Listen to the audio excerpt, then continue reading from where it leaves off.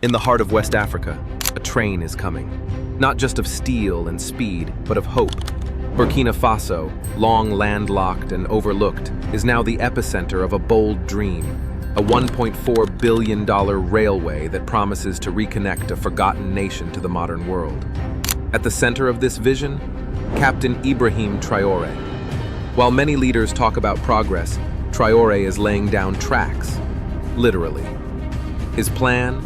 A massive railway line stretching from Ouagadougou to the Ivorian port of Abidjan, opening the gates for trade, transport, and something far more powerful, independence.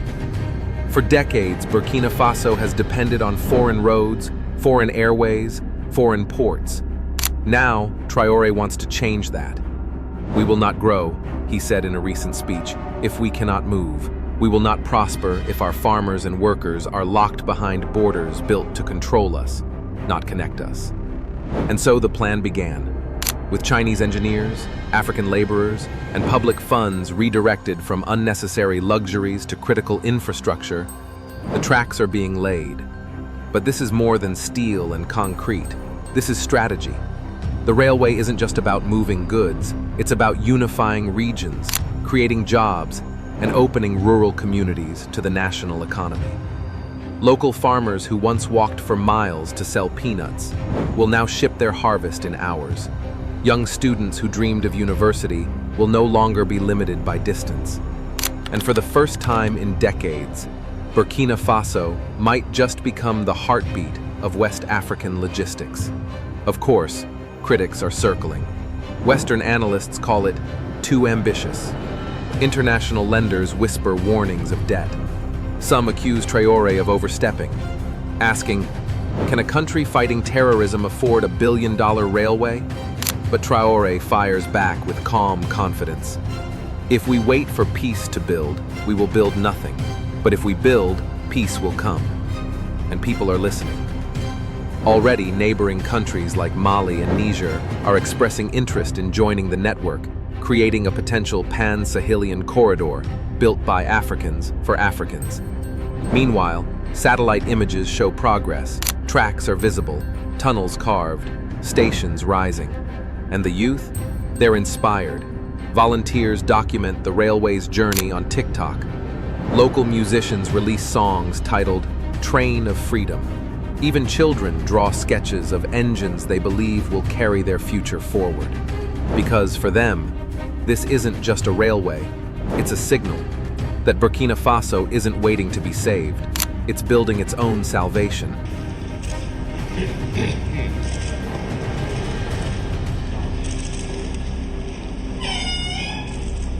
But behind the roaring excitement lies resistance.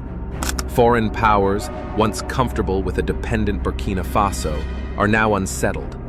They've long profited from controlling trade routes, and this railway threatens their monopoly. Private mining companies fear rising taxes and scrutiny. Logistics giants fear competition. Diplomats frame it as a geopolitical risk, but on the ground, the people frame it as something else: freedom on rails. To push back, some global institutions have begun offering alternative development models, loans with strings, consultants with agendas, infrastructure plans designed in offices far from Africa. But Traoré stands firm. He's rejected more than a dozen conditional offers, choosing instead to collaborate with those who respect African leadership and labor. Our tracks must not lead us back into chains, he warned during a town hall. This railway must serve our people, not foreign interests. And serve it does. Already the early sections have brought new energy. Villages once isolated are now hubs of activity. Markets thrive.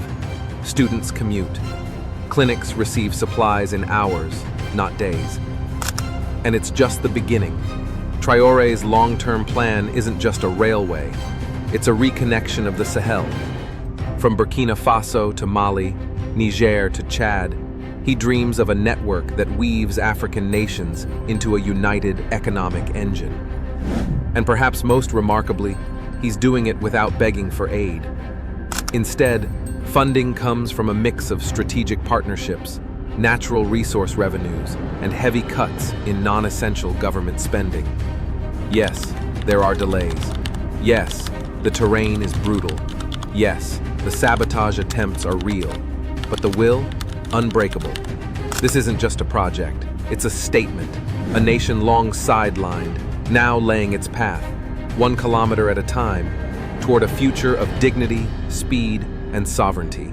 And if it succeeds, it won't just change Burkina Faso, it could change Africa's place in the world. I'm archiving every distortion. I am Ibrahim Traoré, and today I'm pulling off your masks. Yes, you heard correctly. I, whom you call a young military junta leader, whom you brand as a dangerous radical. But while the vision is vast, the challenges are deeply entrenched. Opposition doesn't just come from abroad, it lurks within. Some local elites, accustomed to foreign kickbacks, fear losing their grip. They question the budget. They stir up doubt in parliament. They call Traoré's dream naive, too fast, or worse, dangerous. Yet outside of power circles, the people remain hopeful. In a small town along the new rail line, an old farmer smiles as trains roll by. We were once told we were too poor to build anything. Now I see steel where there was silence. Young engineers from Ouagadougou now lead construction sites. Universities offer new railway logistics programs. And a startup in Bobo Dioulasso is developing AI tools to monitor rail health and prevent derailments. This isn't just transportation, it's transformation. And the international community is watching closely. If Traoré proves that an African nation can plan, fund, and execute a massive infrastructure project without dependence, it shatters decades of assumptions. It questions the aid industrial complex. It exposes the flaws of Western development experts. It threatens the systems built on keeping Africa moving slowly. Traoré is not just building a railway, he's building momentum. And now, other leaders are calling. Talks have begun with Mali and Niger to connect railways, share resources, and launch a pan-African freight corridor. What was once a dream is turning into blueprints. What was once dismissed is now being studied in foreign universities. And as night falls over the Sahel, there's a strange new sound. Not gunfire, not silence, but the distant hum of a train, carrying the hope of a continent. But the closer this dream gets to completion, the more disruptive it becomes to those who never wanted it. Satellite surveillance over construction zones increases, cyber attacks target project servers, and disinformation floods social media, claiming corruption, poor engineering, or fake progress. Yet none of it slows the work. In response, Traoré initiates a national transparency dashboard where every citizen can see how much is spent, where it's spent, and who's building what. This railway is yours, he declares, and your eyes will keep it honest. Transparency, once used as a weapon against African leaders, is now his shield. And still, the global powers fume. One Western ambassador is overheard saying, "If this works, every colony we ever had will want their own track to freedom." But that fear is exactly why Traoré persists. He's not just connecting towns, he's connecting narratives. He's turning Africa from a place that's mined and managed into a place that moves itself. The $1.4 billion railway isn't just steel and gravel, it's a psychological shift, a refusal to crawl in a world built on speed. Even critics now admit it's working. And for every mile of track laid, a new generation of Africans believes that they don't have to wait for handouts. They can build the future with their own hands.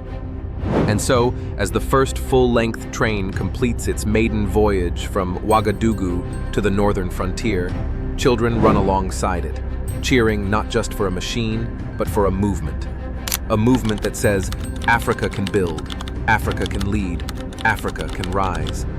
Traoré's $1.4 billion railway may just be tracks on the ground, but it carries the weight of a continent's future.